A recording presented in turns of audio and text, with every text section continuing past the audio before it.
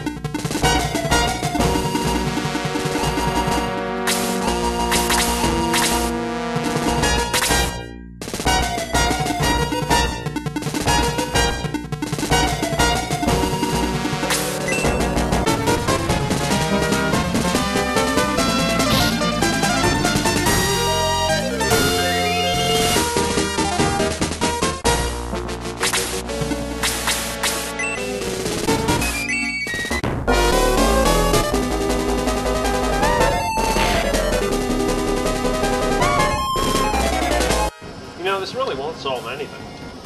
You're right. Perhaps we should just do what we do best. Now the first thing that we're going to be talking about is the graphics of the game. Rajan, what did you think of the graphics of Shining Force 2? But the battle sequences were really well done, really well drawn. Except for the overworld view, it's the only gripe I have with the graphics. It just seemed like it was very simply done for the character models. Except when in comparison to all the backgrounds, like the towns and the whole world map. But overall, the graphics were really well done. Graphics for Shining Force 2, I really like the battle sequences. I give them a 4 out of 5. What is your take on them? You know, Rajan, the graphics in Shining Force 2, I thought they were really good for the time. Overall, I would definitely agree with you. The overall graphics, they looked a little pixelated. They weren't, I don't think they were as good when compared to the battle sequences. But overall, I must say Shining Force 2 had a really good graphics engine. Well, for graphics, I give Shining Force 2 a 4 out of 5. Rajan, what did you think of the sound of Shining Force 2? It really had 4 distinguishable music sequences. That was the town, actually 5. The town music, the world map music, the battle music, the boss music, and really the ending theme to the game. That's really about it. All the battles are really monotonous when you hear the same music over and over again. And the only time it really changes is when you finally get to a boss fight. Sound, they aren't really trying that much. I gotta give it a 2 out of 5. What is your opinion, Newton? If you heard one more time, you were like, you know what? I wish this was on a 360 or a PS3 so I could put my own music on. Like, you would literally turn the sound off because eventually it got a little bit on your nerves. For sound, I must say this is the one thing that was holding the game back, but I gotta give it a 3 out of 5. As far as the gameplay of Shining Force 2 goes, Rajan, what did you think? Now this is where the game shines. Har Shining Force shines. But anyway, this was a really redeeming point of the game. I love the battle sequences and I love actually how the battles actually go. I really like strategy games, but it wasn't a hard strategy game like Fire Emblem, but it took some aspects of Fire Emblem where you actually have to use a bit of a strategy to take down your enemies, and also going into the separate screen battle transitions, which were really good. Gameplay, I gotta say, it was my very first time fully playing through Shining Force 2, and I regret not having done it before. I give it a 5 out of 5. What's your take on it, Duke? Shining Force really brought something to the table that mixed two great elements. The first was standard issue RPG, the second was turn-based strategy.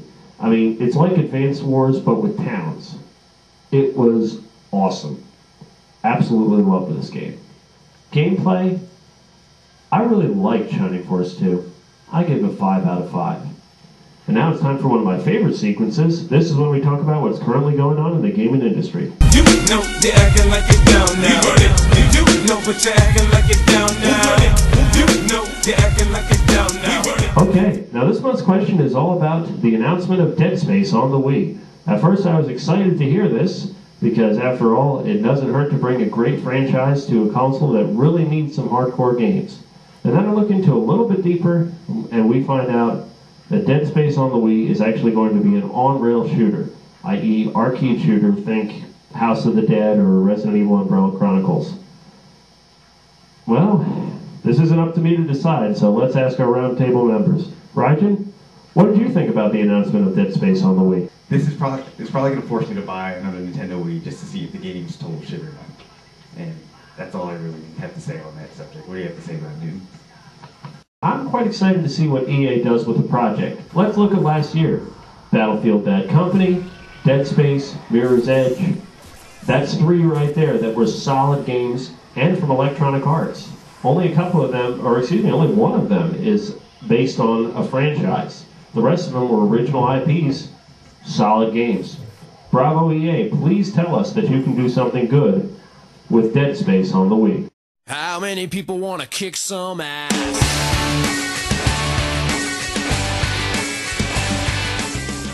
So Raijin, do you have any fun tips for Shining Force 2? My tip for Shining Force 2? Yeah.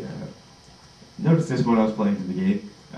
When you go back to Gronzil after it's completely destroyed and you want to get a monster member for your party early on, if you go near the pet shop and you actually notice the turtle that's actually free now, if you go ahead and name it, it will actually be able to join your party for you. So you have your first monster early on for your party. That'd be my fun tip for the game. What about you, Newt? Do you have any tips for this Shining Force 2? Actually, yes, I do, Raijin. For the last boss in Shining Force 2, he's really difficult, so I'm going to have to help you guys out with this one. We're going to break it down into steps. Step 1, take out all of his minions, except for one prism flower, which is on the far left of the map. Because when you actually get to Xeon, this flower won't be able to attack you anyway, as long as you don't put anybody there. Step 2, bring all of your characters except for your healer and your main up to fight Xeon. That way you can hit them all in one turn. Keep smacking them as much as you possibly can. Use your healers to back those guys up, preferably a healer who has aura, and you should have one that has aura by now. If you grind him right, you can get aura level 4, so it doesn't matter where he is when he heals everybody. But if you only have aura level 3, make sure he's close enough to heal everybody that's tagging Xeon.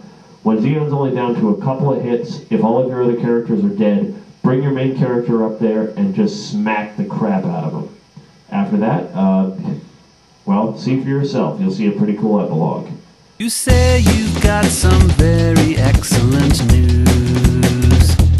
This is a game that we definitely recommend, and there's actually quite a few ways that you can get it right now. If you're looking to get it on your next-gen console, that is your PS3 or 360, you can get it in Sonic's Ultimate Genesis Collection, which is currently available at retailers for only $29.99. Yes, $29.99. Buy this. What's stopping you? Second, if you're trying to get it on Genesis, you can easily get it on eBay, and the prices will be posted on your screen. And lastly, if all you have is a Wii, you can get it on the Wii's Virtual Console right now. I think it's only about $8. Good stuff. Thanks for watching this month's episode of the Gaming Roundtable. Next time on the Gaming Roundtable, we'll be reviewing another game. Well, we started off the year with a bang, so now it's time to bang out another one.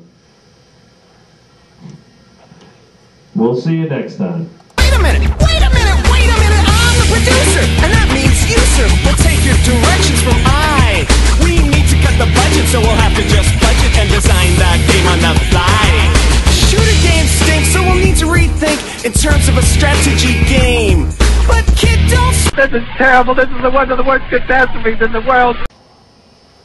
I really should be referred to as co-host. Rajan, where you going?